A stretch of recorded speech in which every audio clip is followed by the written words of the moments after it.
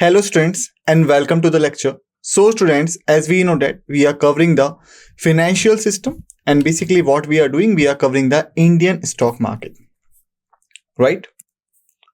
Indian stock market. These were the topics we had scheduled for learning in this particular series. So far, we have done with the introduction part, okay? We have completed the National Stock Exchange. We have done the Bombay Stock Exchange.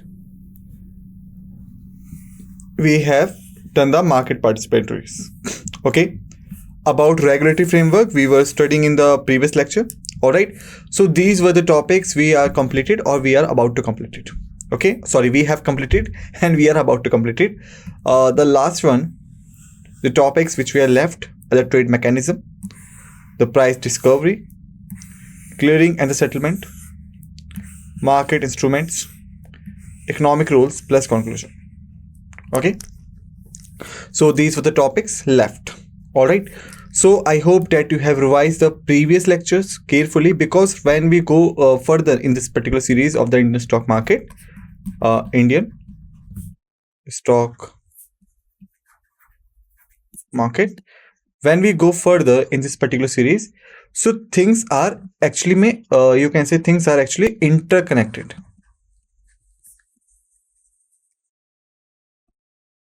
Okay, things are basically the interconnected. So if you are not revising the previous ones, how you will able to grasp the next one? All right, so with this note, let's proceed. So basically in the previous lecture we had done with the secondary market advisory committee, okay, in which we had discussed in detail the initial public offering, the conversion of the private to the public company. All right, even we have taken a look of the primary market, the secondary market and all. All right, so I hope that you have revised that lecture in the proper way. Thereafter, if we talk about the regulatory framework of the reforms and the regulations, then SEBI, the Securities and Exchange Board of India, basically we have learned about in the previous lectures. It's a system which periodically updates its policies and the regulations to ensure that they remain relevant and effective in the evolving financial landscape. Okay, many times I have told you the one thing, that things are not the statics. Okay, things are not static. Okay, it doesn't mean that if the market condition is this one, okay, so suppose you can say the market condition is XYZ, so it will be remain XYZ forever. No, never. It will be change to the ABC. ABC will change to PQRS. So many things could be done. All right, so you can say market conditions are dynamic. Okay, so once the policy, the reforms, the regulations have been designed, they are basically designed to counter the current situation, right? Counter the current situation. They are not designed in accordance with the future generations. All right, because you could not predict the future. All right, you could only assume the things, but you could not predict them in the original form. All right, so that's why the updation is required, and SEBI basically updates its policies and regulations as per the present condition or the dynamic condition of the market, so that they remain the relevant and effective in the evolving financial landscape. Got it? Thereafter, when we talk about the reforms and the regulations part, there is one thing which is known as the tightening insider trading norms. SEBI has tightened the regulations around the insider trading to prevent unfair practices and protect investors' interest. It has defined clear guidelines for who qualifies as an insider and what constitutes insider trading. Okay, so basically, if we talk about this particular thing, then basically we have to talk about two areas. The first is the insider trading. Okay, insider trading. Second one is our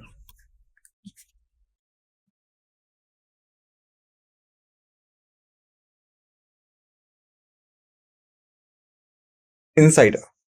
Okay, first aspect is the insider trading. Second one is who is insider. All right, so there are two things. So basically, if we talk about the insider trading, okay, so in the lectures of the SEBI in the particular, we had discussed about the insider trading in the proper way. All right, here I am going to repeat it in order to make sure that you revise it, or if you have missed that lecture, then you will get an idea of the insider trading right now. All right, so basically if we talk about the insider trading in particular,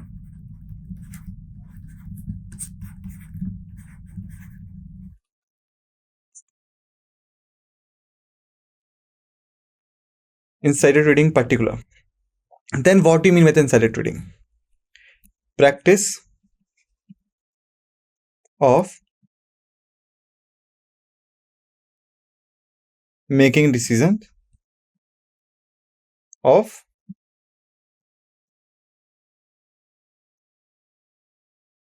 buying and selling shares, securities, and others based on the information received from confidential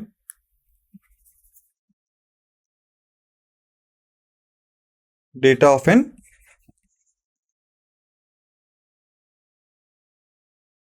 organization. Okay, so it is a basic definition of the insider trading in the more simpler terms. Practice of making decisions of buying and selling of shares, or buying and selling shares, securities, and others based on the information received from the confidential data of an organization. Okay, for suppose you can say that there are five traders. Okay, and this is an organization. 3 organizations are there. It's A, it's B, it's C. Okay, and these traders are 1, 2, 3, 4, 2, 3, 4, and 5. Okay, this is the picture. Now if we talk about it in the particular way, all right, so you can say all of these having a limited resources, right? They having the limited money. Okay, they having the limited investment. So all of them having the limited sources. All right, and these all organizations required a funding from them. All right, so basically here it's a win-win condition. Why? Because they all aiming for the profit they will obtain after buying the shares. They all basically looking for the funding, or you can say raising a capital, right? So it's a win-win of 50-50 condition for both. Now if we go by these terms, then basically what happens? ABC 1 2 3 4 5. Got it? So if we talk about it, then we know that all of them, ABC, all of them has to release the information about their performance, or you can say performance information also.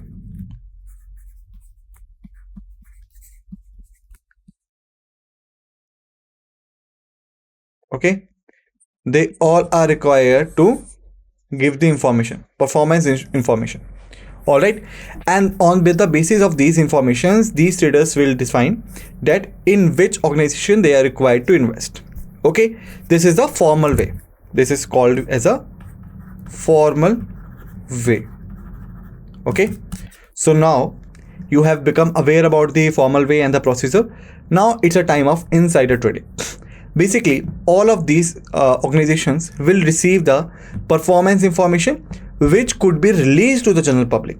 Okay, it means that it is based on the normal data, like what profits they are making, what investments they have, and all this thing, which information they could easily release to the public. This is called the general information. But insider trading is based on the confidential information.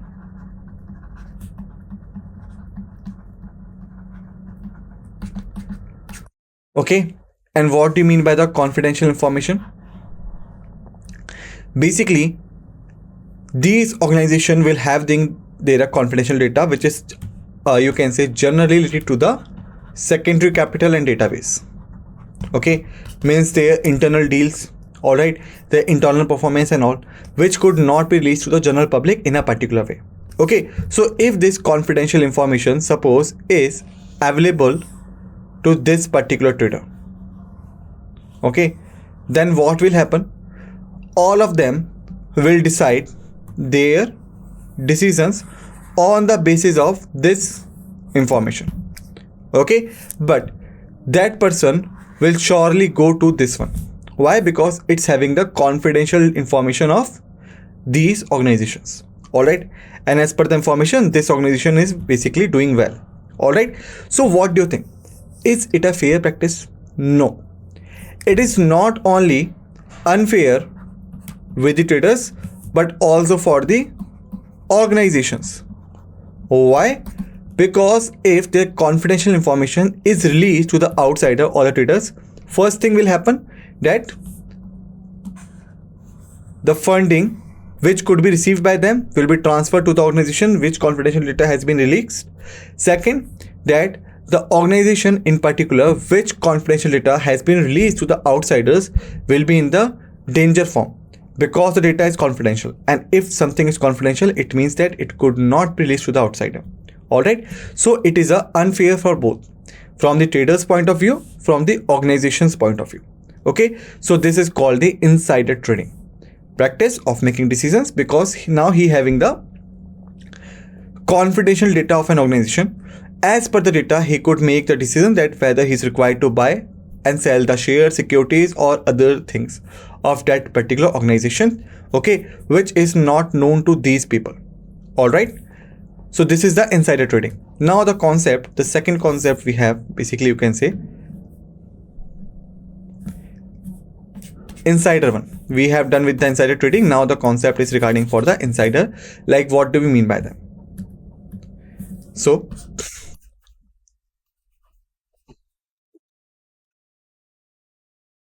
we talk about the insider.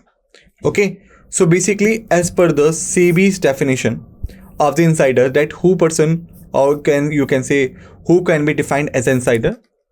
So there are, first one is the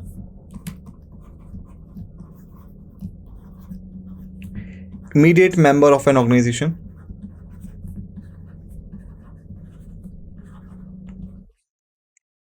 Okay, it's the first condition. Second condition, associated company or holding company. Okay, third, officials of clearing and settlement and exchange boards. Okay,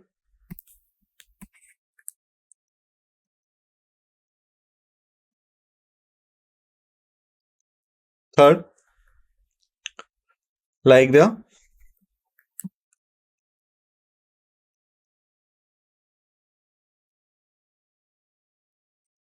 senior management of parent company. Okay, and the fifth one is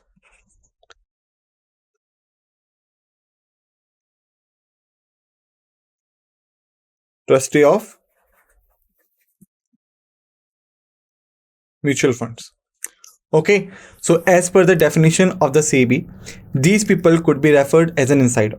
Like suppose if we talk about the company called the XYZ. XYZ is a company. So if we go by the first one, it means that immediate member of an organization of the XYZ could not is a sorry. The immediate member of an organization XYZ will be the insider. Second, if suppose any company is associated with the XYZ, for example ABC, somehow if ABC is associated with the XYZ, then they will be also called an insider. Officials of clearing and settlement houses, and you can say the exchange boards, they will also call an insider, because generally they having the information, or you can say they having the confidential data of the organizations. Senior management of parent company, like suppose if XYZ is basically owned by PQR. Okay, so the management of PQR is well aware about the performance of the XYZ, not only the external basis but also the internal basis. Trustee of the mutual funds, suppose if the XYZ is a mutual fund, so its trustee, or you can say mutual fund management of fund manager, basically the PQR, will have a complete knowledge of the performance of XYZ. Okay, so as per the definition, all these are called as an insider, and they are generally not allowed to deal in the buying and selling of the particular organization they are attached with, or they are called the insider them. All right, because if it is so, then they having the edge over the other investors and other organizations as well. Okay, so now I hope you have got an idea about the insider trading norms. Okay, so SEBI has tightened the regulations around insider trading to prevent the unfair practices and protect the interests of the investors, has defined clear guidelines for who qualifies as an insider and what constitutes insider trading. Got it? Introduction of the new market instruments. SEBI has introduced new market instruments such as the derivative and the exchange traded funds ETFs to enhance the market liquidity and provide the investors with more investment options. Okay, about the derivatives we had already discussed, about the exchange traded funds we had already discussed, but the one thing which we could see here is the ETF. Like, what is the meaning of ETF, exchange traded funds? Okay, and this could be basically asked in your you can say the examination, like what is the definition of ETF, how you could define the ETF. So you can say the ETF is an exchange traded funds. Okay, and what is ETF? ETF is a new market instrument which has been launched by which organization? SEBI. Got it? Strengthening corporate governance. SEBI has introduced various measures to strengthen the corporate governance practices in the listed companies, has mandated the appointment of independent directors and enhanced disclosure requirements. Okay, so basically what is the corporate governance and what is the independent directors? This is must to be understood. Okay, so basically if we talk about any organization, suppose this one, what we call it? We call it XYZ. Okay, this is a particular organization. So basically every organization is having its board of directors, right? Okay, and you can say for a listed company, or you can say public company, because remember I had told you whenever a company got listed, it become the public company. Okay, so for any listed company or the public company, the board of directors will be 7 members. How many members? 7 members, and it is a minimum. Okay,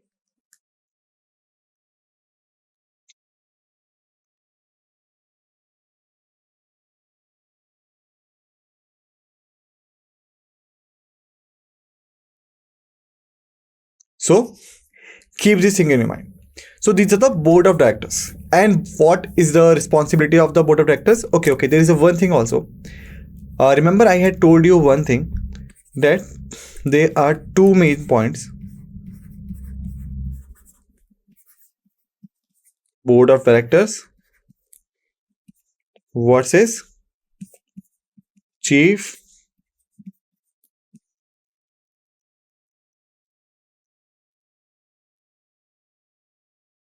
executive officer, also known as CEO, right? I had told you. So now the question is, what do you mean by that? Like how the board of directors is differed from the chief executive officer, I had told you. Okay, now give me the answer. 10 seconds you have to think, then I will give you the answer, and your time starts now. 1, 2, 3, 4, 5, 6, 7, 8, 9, 10. The time's up. So basically, if we talk about the board of directors, okay, so this is an which kind of body? Planning body. Okay, they are the planners. They plan the policy and all. Chief Executive Officer is an executor. Okay, whatsoever planning made by the board of directors, he is in charge to execute it. All right, so this is a difference. Board of directors are the planners, Chief Executive Officer is an executor. Got it? So basically, if we talk about the board of directors, so as we had seen that these are the planners, okay, and this is the highest authority of any organization. All right, because it's comprised chairman and all the things, so that's why it is considered as an highest authority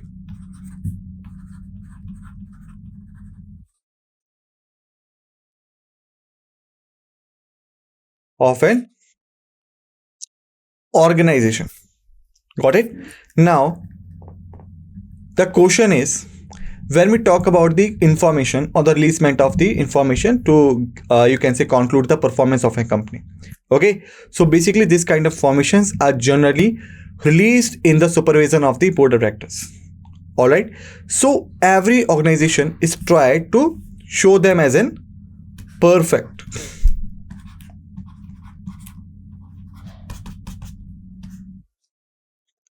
to show them as an perfect organization, and you can say as a perfect body. All right, so there are chances that whatsoever information has been you can say presented to the general public or to the market by the XYZ through its the board of directors, maybe you can say contain some facts and figures which are not on the ground actually. All right, so that's why there is a concept of appointment of independent directors.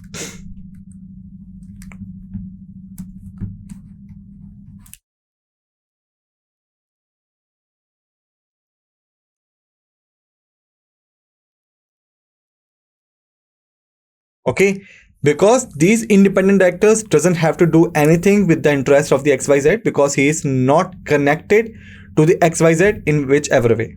All right, so that's why they will ensure the actual picture compilation of the XYZ performance. Okay, so who makes sure that these should be appointed? SATHEE.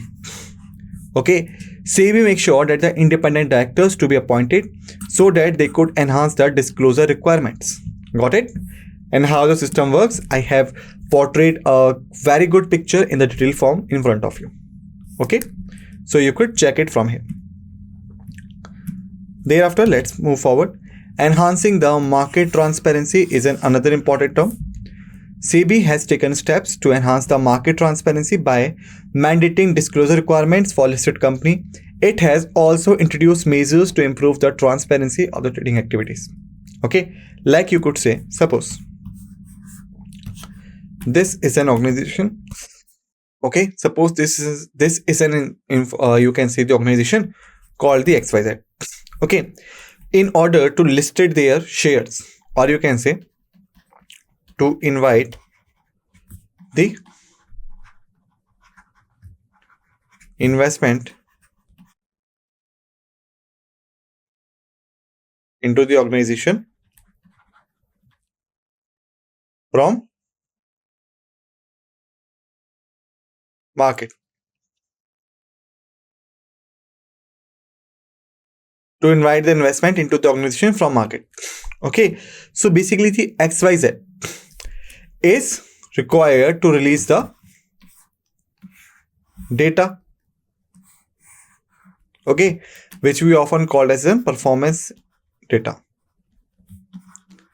Okay, like what was the loss, what was the profit and all. All right, so basically what happened, the companies, as we had just seen in the previous slide, the companies or the organization will try to highlights